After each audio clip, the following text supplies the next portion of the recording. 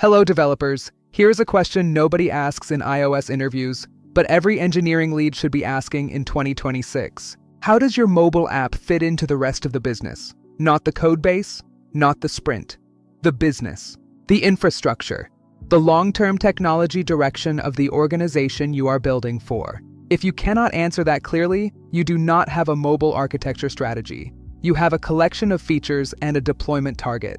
TOGAF, the Open Group Architecture Framework, has been shaping enterprise IT architecture since the 1990s. It is used by Fortune 500 companies and platform engineering teams worldwide, and almost no iOS developer has ever opened it. That changes today. Let's bridge that gap. By the end of this video, you will understand how TOGAF's core principles apply directly to mobile app development. You will learn why senior engineers who understand enterprise architecture frameworks get a seat at every table, not just the stand-up. If you are building production apps and you care about doing it at the level that actually scales, subscribe. This is for engineers who want to think bigger than the next Jira ticket. Let's establish what TOGAF actually is before we apply it to mobile. TOGAF defines 4 architecture domains: business architecture, data architecture, application architecture, and technology architecture. These are not siloed categories. They are interdependent layers. What the business needs drives what data flows, which shapes the applications, which in turn constrains the technology choices. Your iOS app is not exempt from this model. It sits directly inside it. It's an application architecture artifact sitting on a technology architecture like Apple's OS. When mobile teams ignore the layers above and below their app, they build features that contradict business strategy and create data models that break downstream systems. Now let's talk about the ADM, the Architecture Development Method. This is TOGAF's iterative cycle for developing and maintaining enterprise architecture. It has a preliminary phase and 8 lettered phases, A through H, plus a requirements management process running at the center of all of them. The preliminary phase is about establishing the architecture capability itself. In mobile terms, this is defining which frameworks are approved and how ADRs are written. Phase A is architecture vision. This is where you define the scope, the stakeholders, and the high-level target state before a single line of code is written. What does this app need to accomplish in the next 12 to 24 months? Define the vision first, align on it, and make sure every decision traces back to it. Phase B is business architecture. This is where you map mobile capabilities to business outcomes. A capability is a stable, repeatable ability the organization needs. Phase C covers both application and data architecture. For mobile, this is where you define the domain model, API contracts, and the boundary between device and cloud logic. If you're not writing architecture decision records for decisions like core data versus Swift data, you are accumulating undocumented technical debt at the architecture level. Phase D is technology architecture.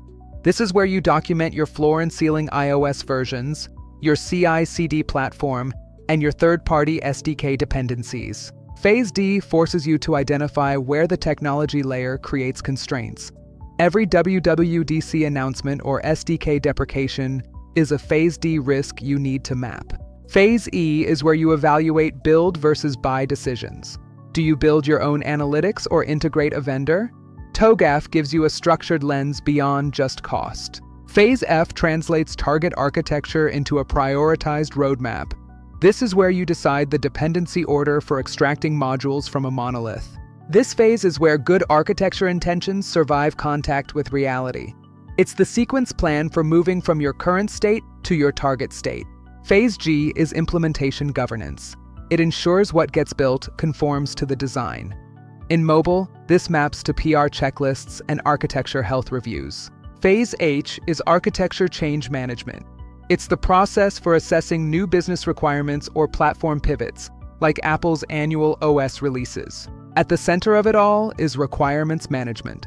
This is a continuous process of capturing changes and feeding them back into whichever phase is active.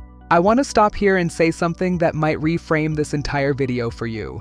Most iOS engineers optimize at the wrong altitude.